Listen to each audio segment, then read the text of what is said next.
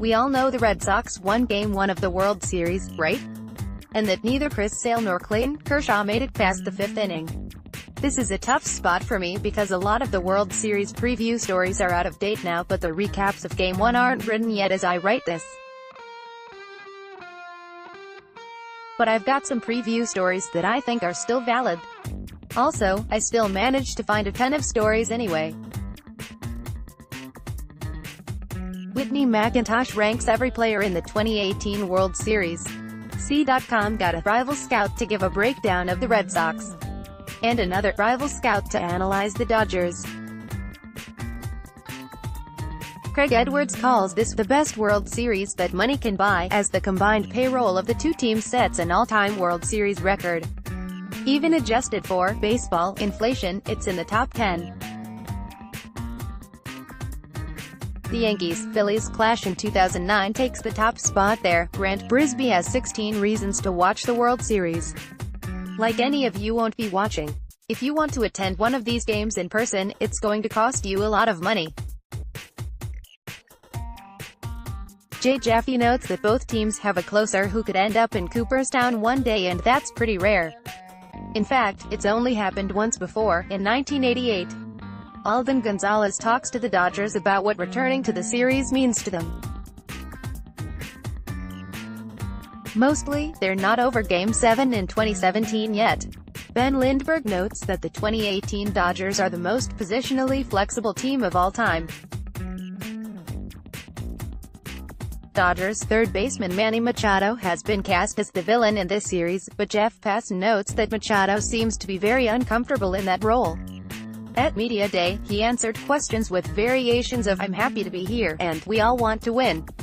Christian D'Andrea recaps why Machado is so hated among Boston fans. One Dodger who isn't hated among Red Sox fans is manager Dave Roberts, who got a huge ovation before Game 1. It's not often the opposing manager of a World Series game gets that kind of applause, but Roberts and the Red Sox have a bit of a history. Tim Brown talks to Roberts about that, and he admitted he was uncomfortable with his hero status in Boston for a very long time. Roberts said that he only came to embrace it when he realized that the adoration wasn't really about him, but rather about the fans themselves. Jack McCloskey has a terrific profile of Red Sox manager Alex Cora.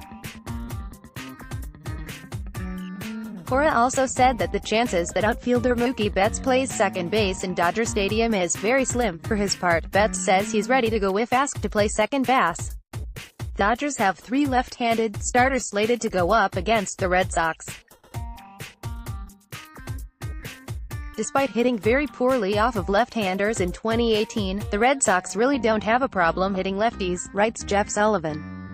The issue is one of sample size. The Red Sox and Dodgers faced off once before in the World Series in 1916, and Victor Mather recaps how the New York Times covered that series. Extra points for the references to Lillian Russell and Sun Yat-sen. Mark Normandin spoke to the players from that 1916 series about their memories of that clash. However, everyone he contacted turned out to be a jerk and refused to talk to him.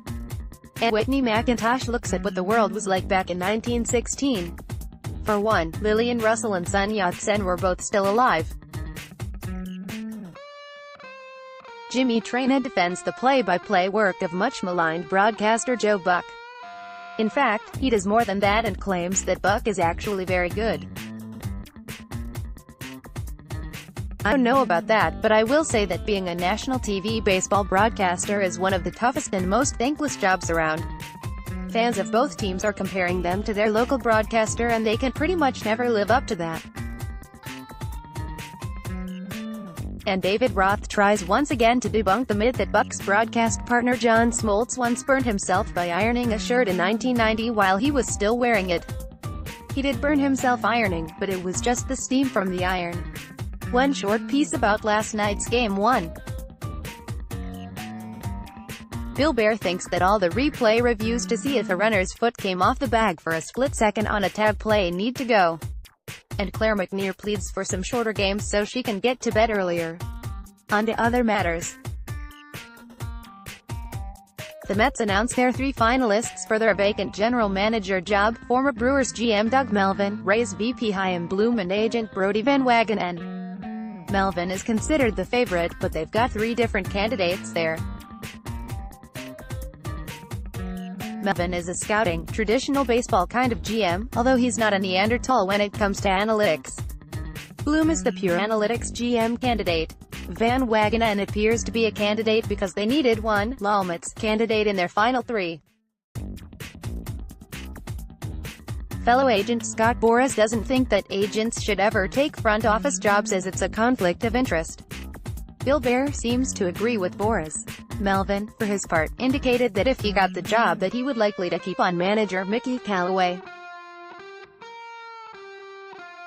New Angels manager Brad Ausmus stressed the importance of implementing analytics in a manager's job. Ausmus also said his experience with the Tigers taught him that experience matters. The Padres are looking for a new bench coach as Mark McGwire has resigned. Sources indicate that McGwire left of his own accord and that the Padres wanted him to stay on. Free agent outfielder Bryce Harper is looking for a 10-year, $350 million contract. At least, he'll accept more. $10 and $350 million actually sounds pretty reasonable, and I know how crazy that sounds. Despite reports in Korean media to the contrary, the Rockies expect reliever Sung Won-oh to return to Colorado in 2019. The Diamondbacks have signed infielder Eduardo Escobar to a 3-year, $21 million deal. Escobar, whom Arizona got from the Twins in a deadline deal this summer, would have been a free agent when the World Series ended.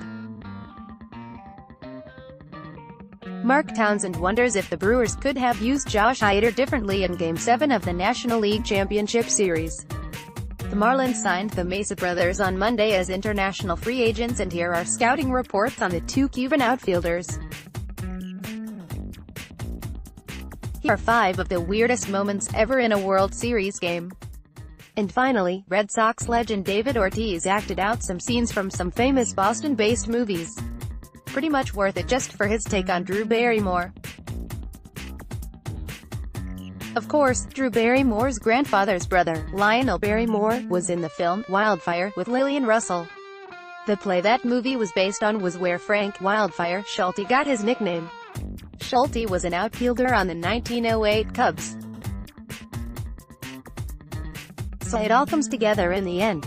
And tomorrow will be a better day than today, Buster.